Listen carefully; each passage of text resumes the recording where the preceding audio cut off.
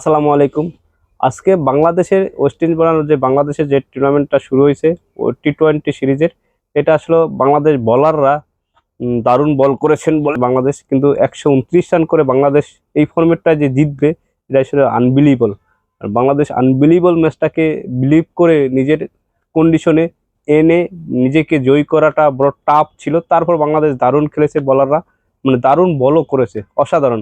তার ভিতরে আমাদের বাংলাদেশের বলাররা কি বল করলো, তাদের আসলে কয় ওভারে কত রান করলো দিল, দিয়ে কে কয় উইকেট নিয়েছেন এটা আপনাদের জানানোর চেষ্টা করো। বাংলাদেশ যে বলাররা কারা সবচেয়ে বেশি, আমাদের হাসান মাহমুদ 3 ওভার করে 7.7 স্ট্রাইকে করছেন, 3 ওভার করে একটা মেডেল, 23 রান 1 উইকেট নিয়েছেন আজকে হাসান মাহমুদ।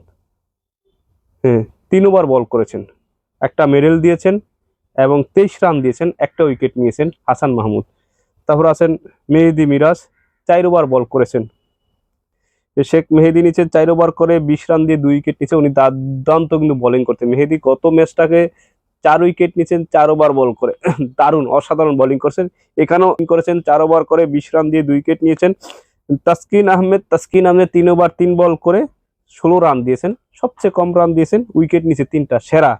এই ম্যাচের মধ্যে সবচেয়ে দারুণ বোলিং করেছেন তাসকিন, 3 ওভার 3 বল করে 16 রান দিয়েছেন, উইকেট নিয়েছেন 3টা, দারুণ অসাধারণ একটা পারফরমেন্স করেছেন। করার চান্স পায়নি কিন্তু বোলিংটা সেই, মানে বোলিংটা সেই দিয়ে পুষিয়ে দিয়েছে। ব্যাটিং করতে পারেনি কিন্তু বোলিং দিয়ে একদম দুর্দান্ত বোলিং করেছেন তাসকিন।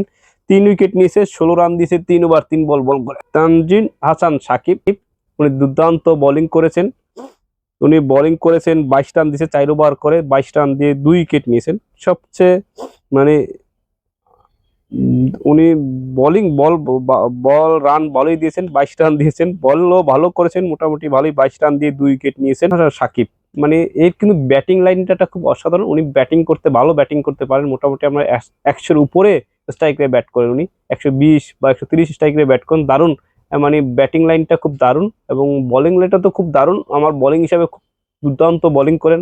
মনে হচ্ছে ওনাকে যদি এরকম ভাবে কোনোভাবে কোনো কিছু করে তাকে বোলিংটা ঠিক রাখে বা পরিচর্যা করে, মনে হচ্ছে উনি দারুণ ফর্মে থাকবেন, তাসকিনের মতো দারুণ বোলিং করবে।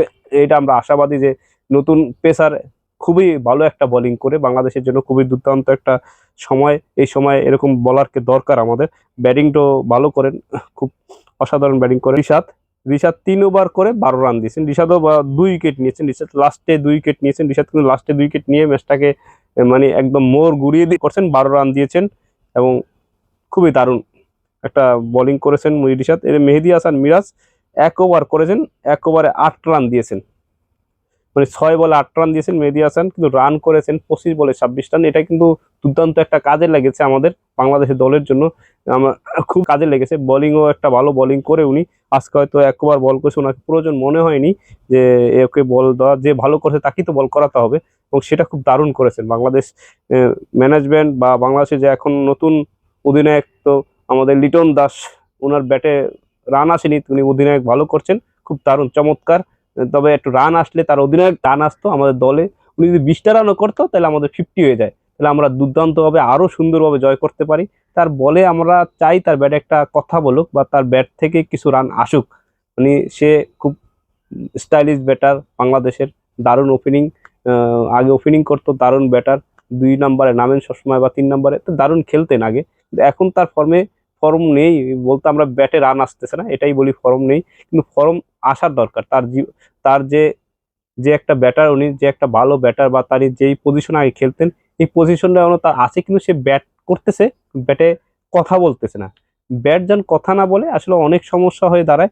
ব্যাট কথা বলা দরকার, তাকে আরো হয়তো নিজ থেকে আরো পরিবর্তন হয়ে নিজেকে আরো স্ট্রংলি করে, সে একটা অধিনায়ক, তার আসলে অনেক দায়িত্ব।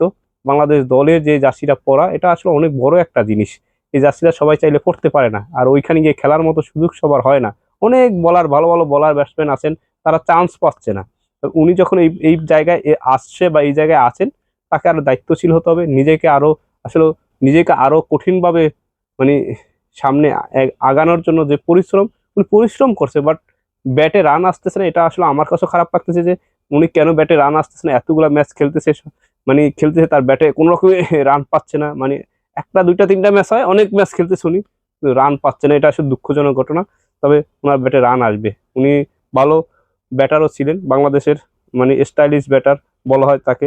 খুব দারুণ চমৎকার ব্যাটিং করতেন আগে, স্টাইলের মানে মারার স্টাইলটা খুব অসাধারণ ছিল। তারপরে তার ব্যাটে রান আসতে না, এটা আসলে দুঃখজনক আমাদের, যে এরকম একটা ব্যাটার আমাদের দরকার ছিল, সে রান পাচ্ছে না, খুবই খারাপ লাগছে। মানে এতদিন ধরে খেলতেছেন উনি, অভিজ্ঞ ব্যাটসম্যান, অভিজ্ঞ কিপিং কিপিং জাকির আলী আমাদের দেখেন এই জায়গা থেকে জাকির আলী দারুণ খেলছে, দারুণ ছন্দে আছে, তার দুর্দান্ত ব্যাটিং করছেন।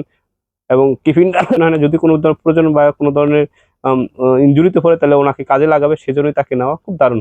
সবাই ভালো থাকবেন, সুস্থ থাকবেন। আসসালামু আলাইকুম, আল্লাহ হাফেজ।